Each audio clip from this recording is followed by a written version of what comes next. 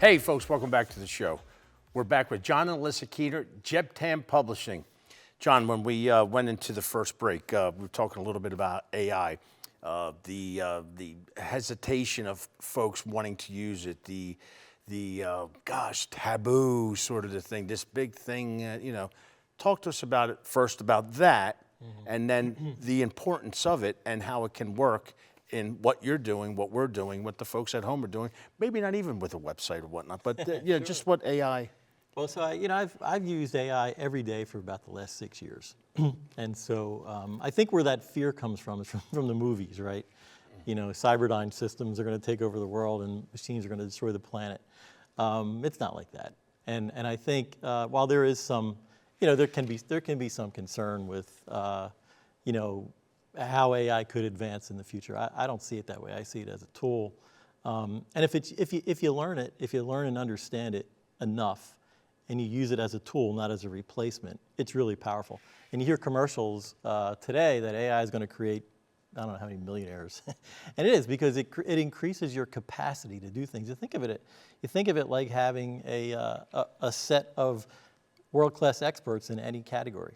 Doesn't mean it can't give you the wrong answer, but it means that you need to triangulate and kind of think about the answers that it's giving you and make sure that you're prompting it properly. You can get into a lot of that, but I don't know, Alyssa, what do you think about that? I mean, it certainly, we probably wouldn't be able to do what we do without it. Very much so. So it's a very nuanced topic, and I think it's a little more, there's definitely the fear that Skynet's going to take over the world. I'm definitely in that camp. I think it's going to happen. That's why I'm always nice to Alexa.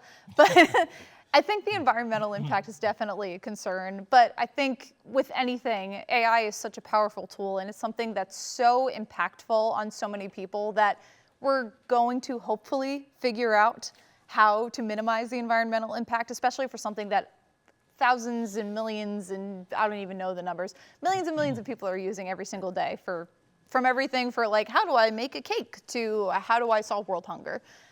Maybe it'll be the tool that helps us figure out how to solve cancer. But to this day, we call ourselves a boutique company. We're 2 people that handle it with a couple of outside contractors who help us out and our clients.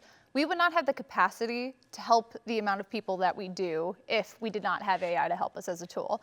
And it goes through so many iterations, AI. It's the generative AI and the art of it all is very, very concerning. But on the flip side, I'm gonna out myself as how much of a nerd I am here. I'm a D&D player, and I love that game. I'm not a person who can afford to commission $100, $200, $300 portraits for all of my D&D characters, but using generative AI, I can have a quick little sketch of what my character looks like, and that's not something I would have had access to before. Right. The implications of stolen art are there, but I think it's something you gotta use against your own morality code. It's a little, I don't know, complicated and nuanced, but you gotta figure out what works for you. What works for you, John? I think that, look, technology moves a lot faster than regulatory, right? And I think AI is something that needs to be regulated properly, right? Because it does get used for nefarious reasons, with the ability to kind of create a video of anybody saying anything or doing anything. That's kind of dangerous. So those regulations are kind of, it needs to be regulated properly. But I'll say this, AI is here and it's coming, it's not going away. And I think if you don't embrace it today, you're going to fall behind tomorrow. And so I think it's a matter of really understanding the technology, understanding how it can be used properly, how it's a tool. AI in schools, I think, we're here at a university, that's, I'm not quite sure how they handle it in universities, but it's something that has to, not just regulatory, but the social aspects of AI need to kind of come along with it and be handled properly, because it is a tool that's not going away. It's pretty powerful if it's used right. Right, and when you talk to regulatory and whatnot, I want to say the fast tracking. That seems like we're a nation, or maybe a world of fast tracking. Whether it's AI, whether it's legal marijuana, you know what I mean? Yeah. Before the laws and what were laid out, and how are we going to check this if we get a pullover? So, do you see that? And again, not to get political, but we're going to get a little bit where the politicians, so to speak, public servants, will monetize or get their hands in it. And it's just an opinion of what your thoughts, what that looks like, or will that be something statewide, or again, just your thoughts. I think any technology can be politicized, right? And used for bad things, right? I think that the biggest concern, and this is something I'm not really heavily in tune with because of my age and how long I've been out of school. But I think I think teachers need to learn how to use AI to teach, right? And I think in the classroom, I think I think when I went through engineering school, I would have loved to have, and a few years ago I said, man, I would love to have had YouTube. When I was in it, there's no problem you can't find that on YouTube that they've already solved. And now with AI, I think, man, what if I had this ability back when I was in school going to engineering school, man, the acceleration in learning is phenomenal. Now the danger is, students using that as a crutch and not really learning the content. And I think, as younger people, I think, maybe the danger is losing the skill of critical thinking. How many people in the world today think the world is flat? It's staggering. I mean, I can't believe people think that. People think we didn't really land on the moon because YouTube has become so powerful. And now with the advent of AI and the ability to kind of make really, really realistic videos, you got a bunch of idiots out in the online space, misleading young people today, and it's dangerous. It's really dangerous, and I know they're doing it for clicks. I don't think a lot of these people believe what they're putting out there. Some of these guys who spew some of this nonsense are really intelligent people. It's all for monetization, I'm sure, but it's dangerous. And that's the danger of the technology, in my opinion. The shock and all, and get the clicks, like you said. Alyssa, again, you're out of school for a little time now, though. Was it something that you dealt with? I mean, not only AI, computers and whatnot in the classroom again, because it was something totally foreign to me. A couple sisters that are teachers, and what they said was like, man, the phones and the computers are great, but there needs to be that interaction, and that's what I love what you guys do at JEBTAM Publishing, because we use these tools, but we don't rely on them solely. Yeah. I am lucky to be that very narrow window of the Gen Z millennial, where I kind of grew up with cell phones, but not smartphones until I was just a little bit older. And I grew up with the internet, but not to the point where it was so saturated with all of the things it is today, where parental controls were so navigable like they are now. I didn't have social media growing up for the majority of my young life. I didn't get a Facebook until I was, 14? Something like that. Yeah. I was almost entering high school. It was a part of my life. It was something I learned to navigate fluently very easily, in a different way than my parents did and people of an older generation did. But it wasn't as harmful as it is now. I've read an interesting book called The Anxious Generation, and right now I cannot remember the author's name. I will have to look that up. But it was all about how the interaction of social media today really affects the way that people's brains are, the way that they spend hours and hours of this on their phones. It's just not something I had to do.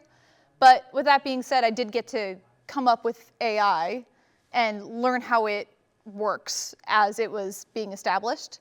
And I think that did a lot for our business, because I figured out how to use ChatGPT to handle the basic administrative duties that would have taken 6 hours of my day now only take me 30 minutes. So that's the kind of thing that really helps empower small business owners like us to be able to get so much more done with a tool like that when it's used properly, when it's checked by a human, to make sure that it's not just spewing whatever random stuff you need. It's a very powerful tool. That's why we rule. Very much so. And human. So we're going to pivot a little bit, but this is something we're going to continue on our podcast, and we're going to talk about podcasting and that sort of a little bit. We've got about 5 minutes here. Let's dive into that a little bit. Again, another important, and it's taken over, whether it's YouTube or different platforms, to be able to sit and talk kind of what we're doing there. And it's a great tool, I call it a tool, to have all the platforms here, TV, radio, whatever it may, print. But podcasting, let's dive into that. We got a few minutes. Everybody has a podcast these days, right? But it's, one of the things we're seeing in our business is there's a lot of, because we Alyssa had her own podcast for a while. We produce Ring the Damn Bell. She produces that for us, a sports podcast. But we get requests, a lot of requests for people wanting podcasts. Don't quite know how to go about doing it. And that seems to be the number one request these days. So I don't get a lot of, not as many requests for website builds or social media. It's podcasting. Everyone wants a podcast. Everybody wants a podcast. And, it's certainly saturated. but there's a right way to do it and a wrong way to do it. But it is a great platform. It is a great media. And I know you, obviously, just thinking about your situation, I think it gives people the ability to explore things that you can't in certain other medias like radio or TV. It's unfiltered. It's kind of raw at times, and it is what you want it to be, which is kind of cool. And with technology today, yeah, anybody can have one. Most people do them wrong, Right. but anybody can almost have. Everyone's a podcast today. There's a lot of them. 2 minutes left, and we're going to go to you, Alyssa. So, in the background, like you said, like being behind the camera and working with myself, John, and other clients as well. You know, your expertise and what do you see, and just the fluidity and how to get that rolling. Where did that come from, and the importance of that too? Because everybody wants to do one, but we don't know how to. Well, it all started when I started my own podcast with a couple of friends, and I did absolutely everything wrong that I possibly could have. I filmed it on my phone with no audio equipment in a very, very hard, square, small room, so the echo was insane. My first few episodes were a hot mess, but you know, like with anything else, you don't learn how to do it right without doing it wrong several times, or you know, more than several times first. I made all the mistakes myself so that now that we're taking this to clients, that it's not just something we do for ourselves, although we still do. That's one thing that's really fun about being a small business is we are also our own clients. We produce our own podcasts for things that we're interested in. Like my dad here mentioned, he has a sports podcast that I produce. It's just a process of iterating and learning what works, especially because I'm basically a one-woman show behind the camera for most of our podcasts. I do our audio, I do our camera, I do our editing, I do all of that fun stuff all by myself for the most part, with some help from my dad when I need the support. It's fun, it just takes... Doesn't let me edit very time. often. No, he's been fired from that job a few times. I'm not a DaVinci Resolve master like she is. Yeah, this guy was like, you know what, putting the sound clip with the video is too much, so I'm just gonna not use the sound. That didn't go well. That's great. That's great. And folks, I'm going to point this out to you. Be subscribed to that podcast, Ring the Damn Bell podcast. It's going to be a great one.